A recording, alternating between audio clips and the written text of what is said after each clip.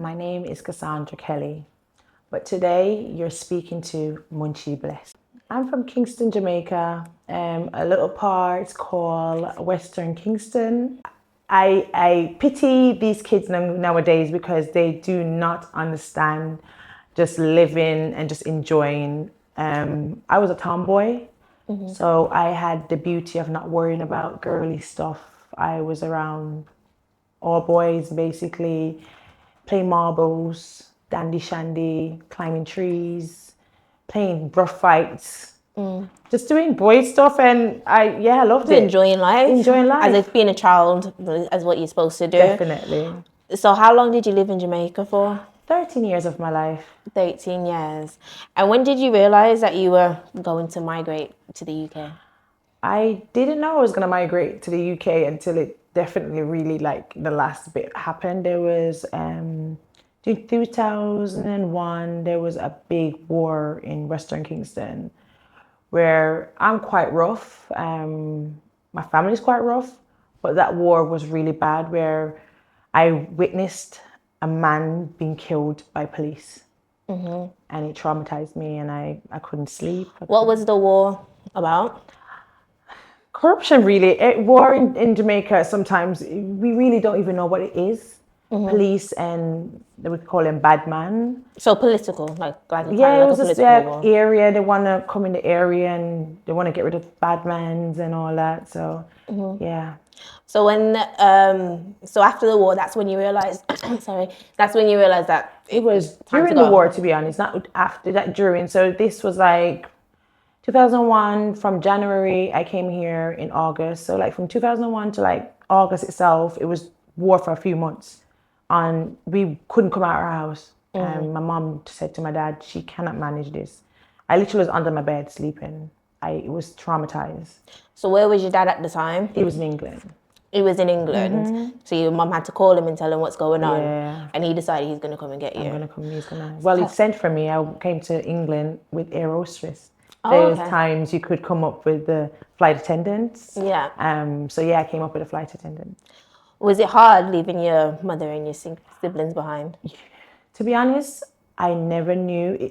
I didn't feel like it was a permanent thing, so I was happy to come. I was feeling like I was coming on holiday. So my thought is, I'm coming and going to get some Clarks and some Hush puppies when I'm going back to Jamaica, and me and my friends are going to be on the corner. You know, I was thinking like I'm going back home. So no, that wasn't in my thought, but yeah. So when you migrated, that was the first time you met your dad?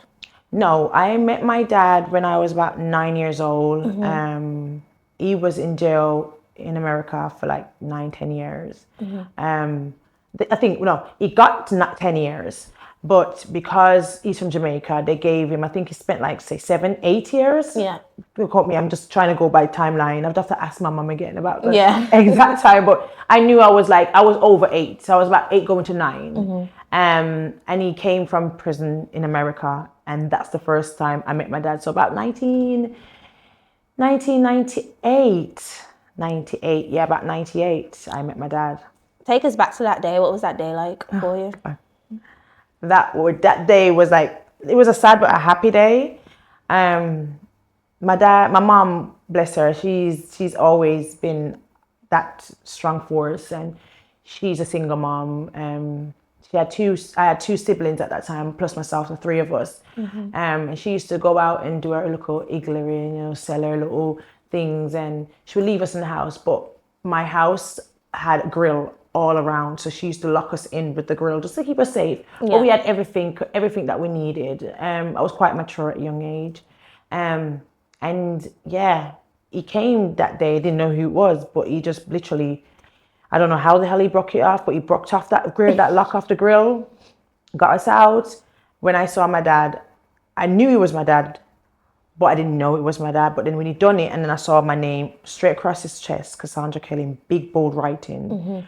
And I just knew that was my dad. Yeah.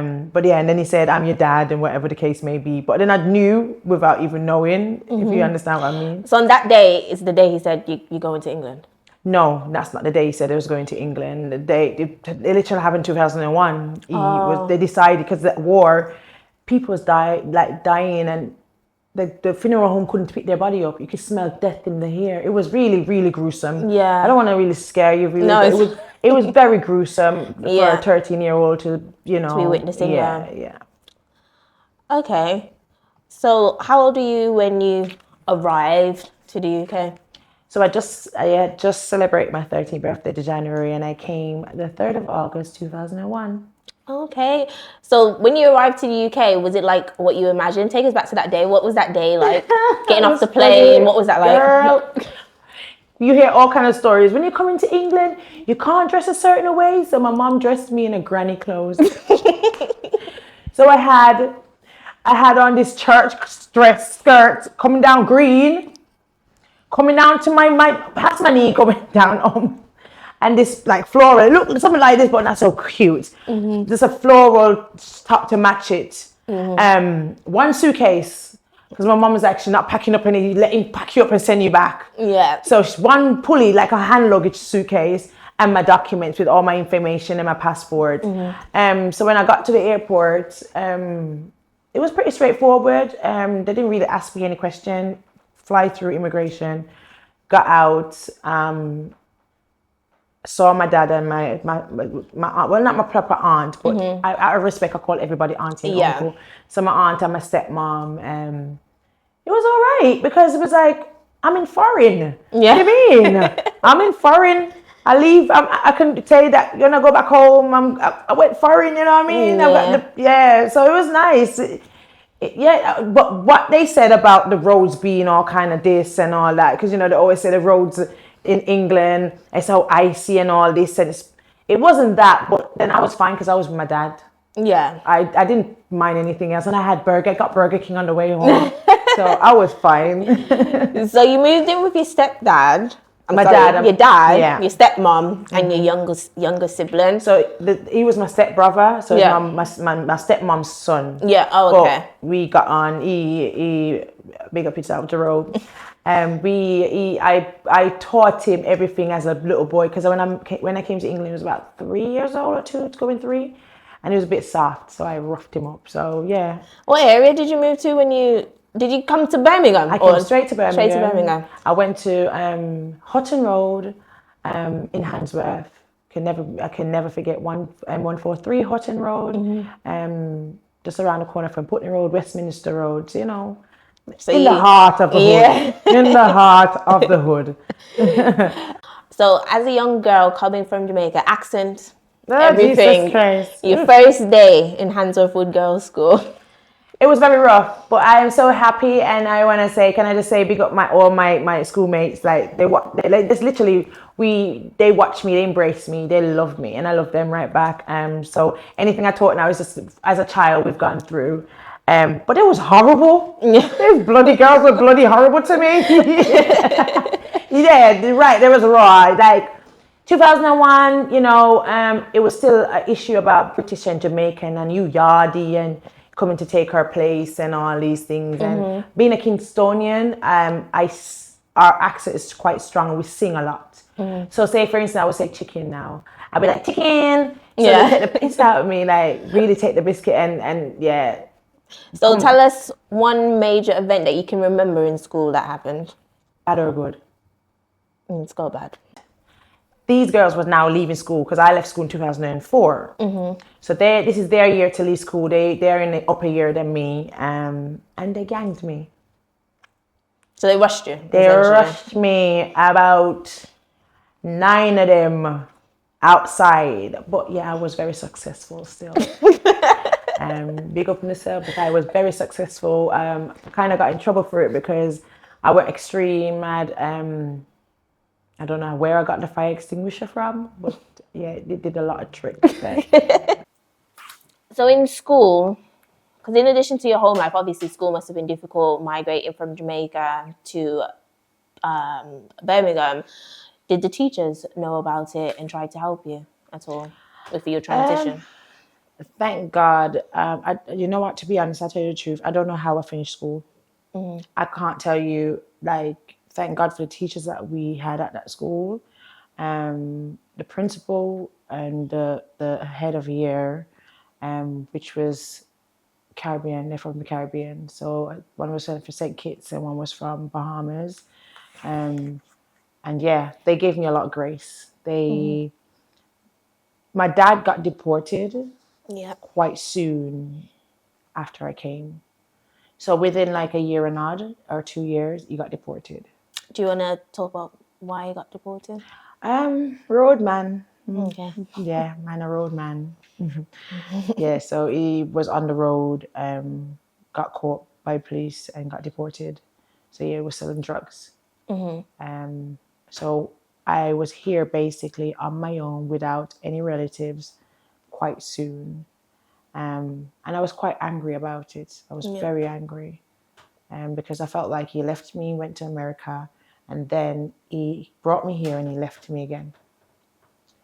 So, yeah, but they helped me because I was busting girls' ass very regular in school. I remember having a stone fight with me and next girl. We're cool now. I'm a good friend. She's Jamaican as well. And me and her having like a proper Donga town stone war. Like, and I'm saying, listen, Dr. Nicholson, go back in your office. And when I'm finished, I'll come to you and you deal with me. I was always in isolation because he had to keep an eye on me. Yeah. But they understood that I was going through a lot at home and at school. Okay. So you finished school at 16, it's time to go to college. What was that journey like? It's quite hard. Let me take you back. You didn't ask me, but I'm going to tell you. My passion was track and field in Jamaica. So when I left Jamaica, as I said, I was supposed to go back to Jamaica because I was brought by one of the most highest track and field schools, St. Jago in Jamaica. So my thought I was going back home to Jamaica after summer holidays. So I was already devastated by that because my dreams had been shattered. And my dad wasn't in track and field. He said that, what was that? He didn't look at it as a career. So I was quite annoyed with that. And then now I'm here. I started doing my taster at College of Food because food is a passion for me. Yeah. I was like, okay, I'm good because I want to do culinary arts. I want to do everything. I want to do pastry. I want to cook big. I want to be a chef. But I wanted to work on ships seasonally. Got in there doing my taster just before school finished. So you're like, you're 15, you pick college that you don't know if they do it now, but you pick college that you like, and you go there and they do tasters and they pull out your applications and they run everything through and like, yeah, Cassandra, we will take you. But then it came to bring your information in and run and all that, and then I didn't have it. Did you always knew that you didn't have? I did not know that I didn't have it fully until I was 17 going 18. So when you say it, just explain to the audience what you mean. I didn't have any right to remain or right to stay in the UK. Yeah, saying I'm going to start for the September. And I found out they couldn't take me because like I was international student and I didn't have the right documents to go. So as a young girl, because obviously now you're living in the UK, there's no going back. No one's told you that you're going back to Jamaica. How are you feeling now knowing that you don't have the right to stay here? I cried. I remember I was staying with some people that I knew. They're not my family, but I'll call them like my Auntie Alice and Uncle Gart. And these are the people that was at that point was like my parents. And I remember I was in the house and I was in the room with somewhat my cousin. Her name's Kelsey. And I remember breaking down. I sobbed. Like I proper broke down, like shaking, like couldn't believe, like this is my dreams are shattering. Like, okay, I came to England, couldn't go back home. I can't do my running anymore. I can't do my food. Like, everything I wanted to do, I was getting knocked down. I was just getting knocked down. I was just like stood still. I couldn't do anything. So yeah, it was very devastating. It was very heartbreaking for me. So what was the next step in your head? What is the next step now for Cassandra? The next step now, to be honest, some of the people I was around, I was around people that was in dancehall from a very young age. So I started to go out. I started to go out quite early. From once I turned 16 and I was out of school, I was outside. I was in party. I was in Merrill and Alcazar and all these old spots, Plaza, everybody. I was everywhere. So this time when you're outside, obviously you're not in college. Nope. You can't work. Nope. So how are you making money? Yeah. I was outside with the dealers. Yeah, I was very wild. I was outside with the dealers. I myself became somewhat a dealer and a traveler, where I was one of the first person going to Scotland as 17, 18 years old. Because as a rough girl, you can't use me. I'm doing this because I want to do it. But these are people that I know. So I'm taking for both of us, picking up my mines as well, coming back down, doing that. Then my dad heard about it. I didn't know my stature of my dad and who he was until he died. My dad protected me from knowing that he was a bad man. Yeah. And he called, some of them was his friends that I was working with. And because they was friends as well, I knew they had to pay me extra. They had to do what I want to do. So I, as myself, not blackmail them, but I made them know you have to work for me too. Like, I'm bringing a 2, you have to work, brush off that 2. I'll bring your money down. Your money is definitely safe. It's the deal. And my dad found out. My dad told the whole of them he will hurt them, and everybody had to stop.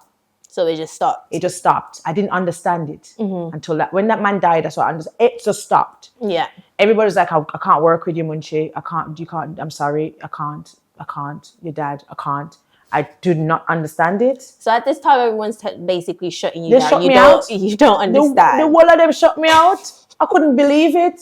I was like, these little pugs, like, why you shut me out? But then, obviously you realize. So obviously everyone's telling you no, and you can't work for me, you can't make any money. So what now? I was doing a little cleaning job. I started to do little cleaning jobs. I made up, well, not me, big up Nadia, she made up a national insurance number for me. I'll never forget it. She made it up. She made it up. My date of birth with a female at the end. I never forget it. And the NI at the front. I never forget it. She made it up. Those times you could, it is what it is. Everybody, now you couldn't. But them times you can do look a cleaning job and they put it in, they're not looking. The system wasn't so up to standards, you get me? So I was doing my local cleaning job. And then I was around people that was busy on the road. So it was either I saw my front, I'm going to be blunt because I want these young ladies to hear me. Yeah. Or I picked the list of the devil, started to shoplifting.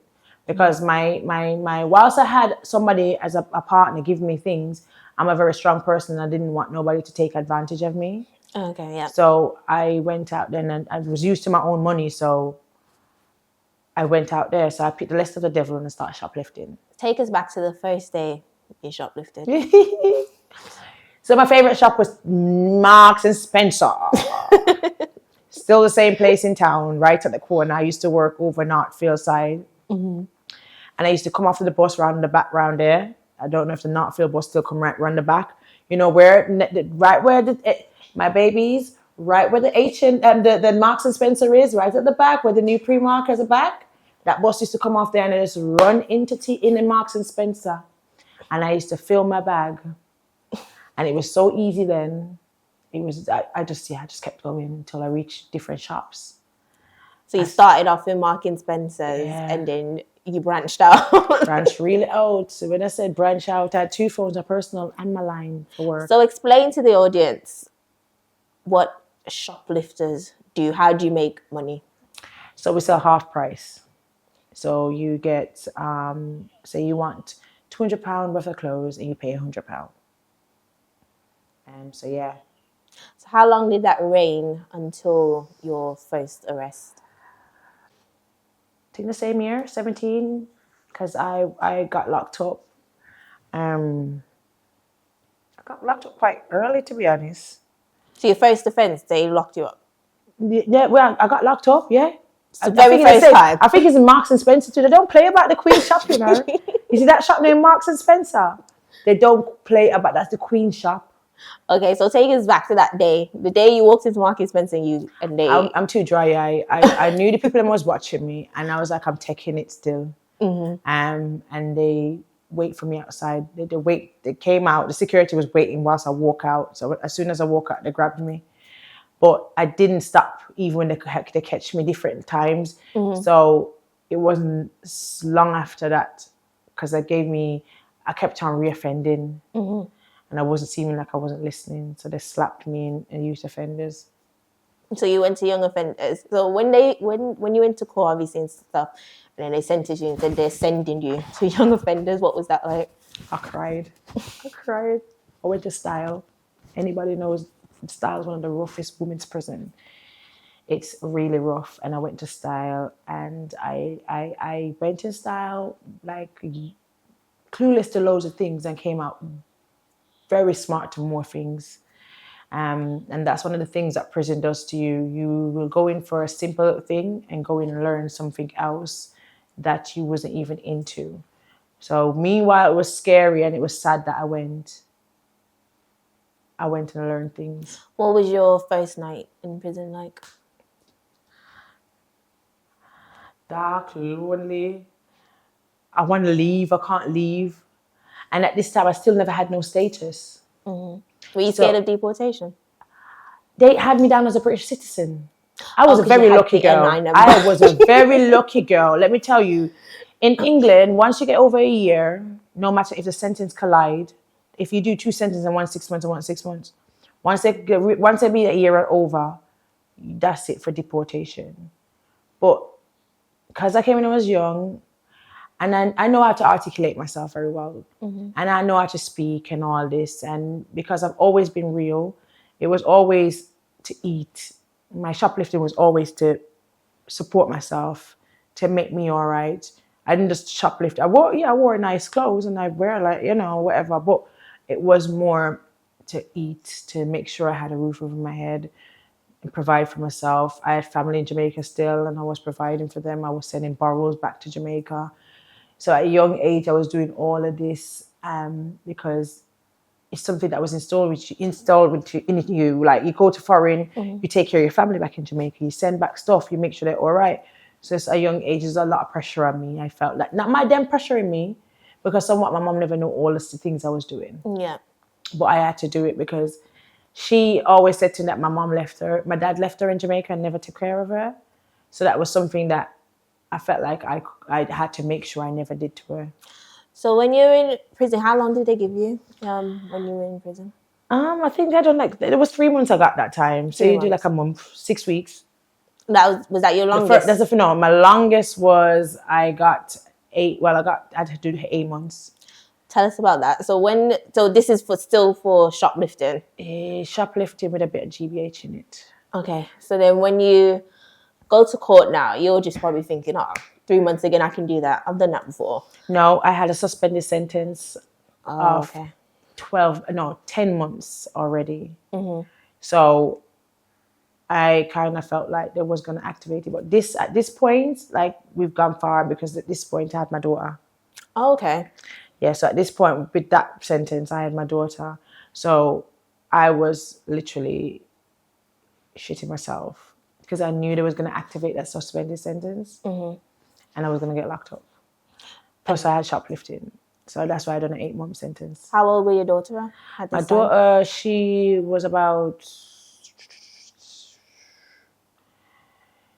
She was no more... I think she's not even 1 yet. Okay. Yeah, she wasn't even 1. Because sadly, she only been to jail 1 time to visit me. And at one time she came to visit me. She came with her godmother, and my girl walked on the visit. She don't even know this. She don't watch this and know this. She don't even know this. She walked on that visit. And I said, I don't want her back in there. I don't want her to come back here. Yeah. But yeah, that one was the roughest one, because I was like 8 months. Like... And you had your daughter as well. So you practically almost just given birth, not that long. Not long. So when you were, so you were pregnant and shoplifting. So was this still obviously trying to make sure you can provide for your daughter? Even though my baby father helped me, I am so independent. I don't want nobody to have anything over me. I've always wanted to do stuff for myself. So even though he was there and doing, I had to go out there and do what I was doing. And then when you're doing something so long, it's very hard to change. It's very hard to snap out of something when you've been doing it so long. Because at this time, I had my daughter when I was 21. So I've been doing it now like 5 years. So at this point, you're 21 now. What's the legal side of like your paperwork being granted to stay in the UK? What's that like? Is anything changing? It's like in there, they're not doing anything for me. It's like you keep on getting yourself in trouble. They're not looking at your paper. They're not looking at my paperwork. It's constantly turning down, going high court, keep on going back. It was just like, stood still. So can you explain to the audience? I think people need to know this. So when you don't have any papers, you come as a young child. Obviously, you now have to do your own paperwork when you get older. So explain to the audience that process. That process is very hard because now you haven't got the empathy of you being a minor.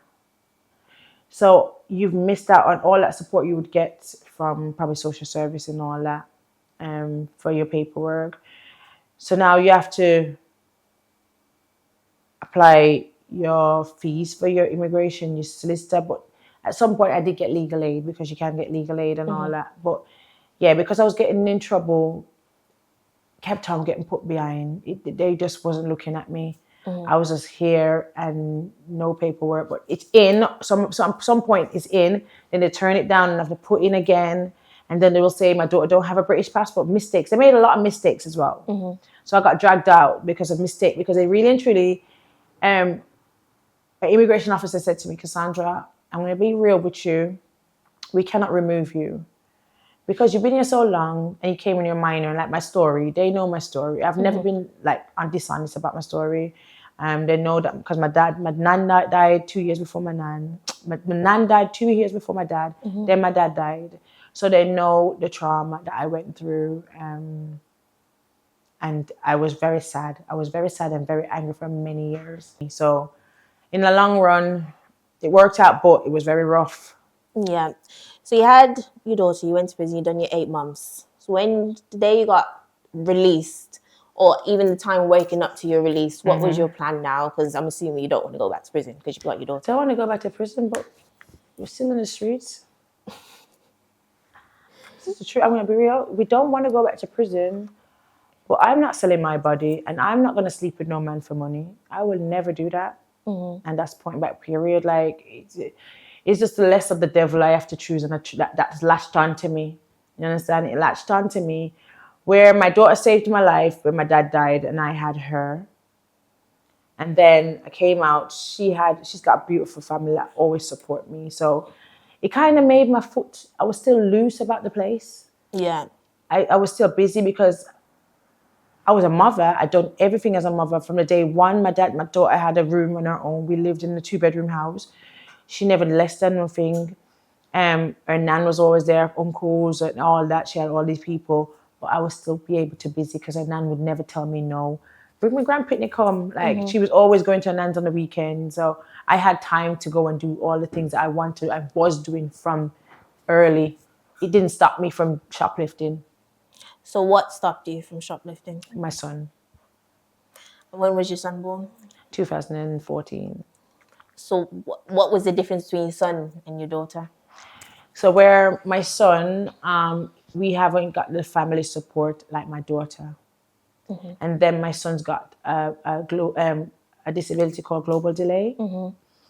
And as a child, I've never been through sexual abuse. I've never, but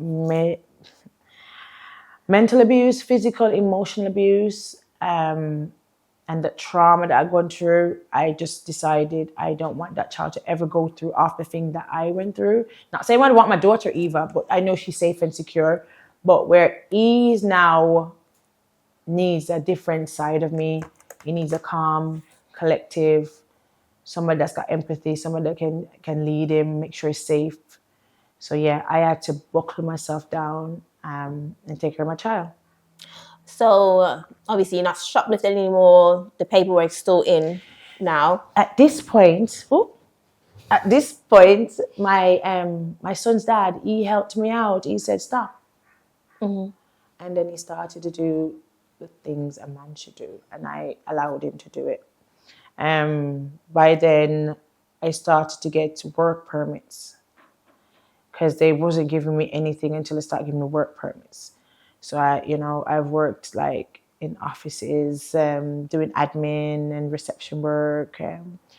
I used to work in Gala Bingo, which I loved because I'm a people person, so I love to interact with people. And so I've had a few different kind of jobs and had 2 phones. So at one point I had to get rid of one just to make sure I didn't have that urge to wanting to take orders. Okay. So I'm assuming that at this point, your healing journey for yourself or the trauma that you've been through, did it start then or did you? It didn't start then. I've had lots of trauma, and I think the one that tops them all is I got stabbed in 2017. Mm-hmm. Do you want to talk about that? Yeah. I got stabbed in 2017. So I had a friend that a few things happened. I'm not about it, we still talk, and I forgive her, but it's still there. Mm-hmm. I'm also our son's godmother. We've got a party this month, and we still can be around each other and all that. But yeah, she kind of used her lips too much and got people in their rage. And this girl, never had an interaction with her in a bad way, but she felt some type of way, thought I was treating this young lady some type of way. And she waited for me outside with a knife. I remember it like yesterday. Like, I remember walking out and she's like, oh, Munchi, you got a problem with me. And I was like, clearly you got a problem because you're the one that's here with a knife. And I've walked around her. She's turned around and pushed me. And once she pushed me, I have no fear. Mm-hmm. I it's bad. And that's my anxiety because I'm scared. I don't have fear. I'm not going to run away from something. If anything, I'm going to run in it. Mm-hmm. So when she done that, I straight started fighting her. And we was fighting for like 45 minutes. Mm. And I fell. She stabbed me 5 times, punched my lungs. I had drain in my lungs. But the first day when I saw the same people that was at this party, I had an anxiety attack.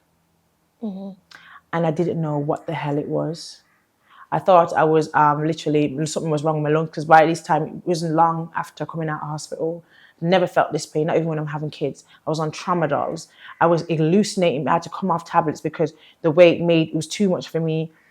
I was just constantly crying because of them because, what's these feelings I didn't understand. But I had an anxiety attack. They rushed me to the hospital and then they say you was having... They say that's not a panic attack. You was having an anxiety attack because basically me seeing these females that was at this party triggered something mentally. But to be honest, I already had my trauma from my dad's death. Because when he died, I couldn't go back to Jamaica to go to his funeral. I buried a man at 18 years old that I basically didn't spend a lot of time with. I didn't spend a lot of time with him. I don't think I spent 5 years good with my dad. Yeah. So it was very sad. Because I literally loved my dad so much and he loved me. And I know genuinely he'd do anything for me. But because of lifestyle and the way about life, he didn't get to do stuff with me that he should have done with me. So more memories that I have is just like struggle. But the struggle was real and cute too. Like I look at it like, you know what he sent for me? I can remember him being outside, looking at his little white Honda.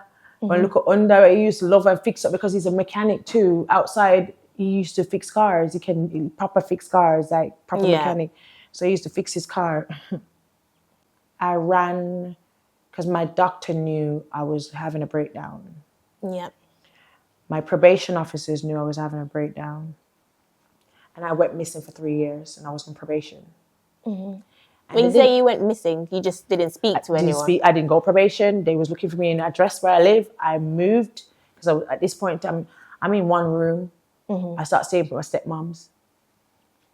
They're looking for me. They can't find me. But they know that I'm going through things. But like the road people don't know I'm going through things. I'm walking around, and people, somebody say something to me, I'm beating them up.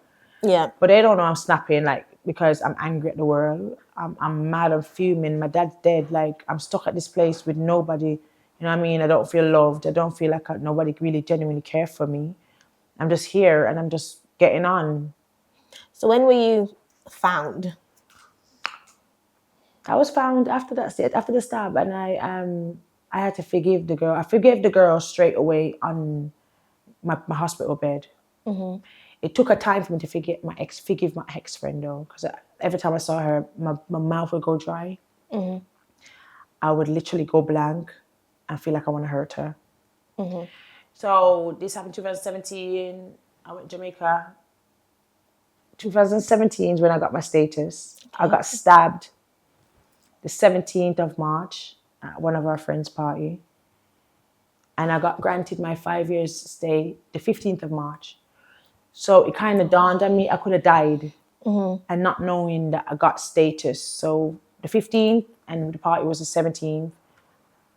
So 2 days or so apart. And I never found out until I came out of hospital. But by this time, social service was helping me. So they found out that something had come back, but I didn't get the proof of the passport yet. But they got it on their system that they granted me 5 years to remain in the UK. So in terms of the trauma, you said that obviously all of the probation officer, your doctors, they knew. So what did they recommend to help what lit you? me? You know what lit me? I got a letter because I sent it to, I can't remember if it was Auntie Maxine's house or was it my stepmom, somebody's house. But they sent me a letter, and it stated Solihull and something West Solihull and Birmingham Mental Hospital. So they was ready to section my rotted. They knew I needed help, and they knew I was like, yeah, and that shaped me up. I was like, you know, I'm not mad. I'm just, hurt, and then I started at that point, kind of doing therapy, but I stopped. And then when I got the stab, I had to do therapy. And then I shut down. I rebuilt myself. I stopped talking to a lot of people and just shut myself in the house. But a lot of people never knew what was going on with me. So I literally shut down, rebuilt myself as a brand, and came back out, started doing hosting and promotions and all these things.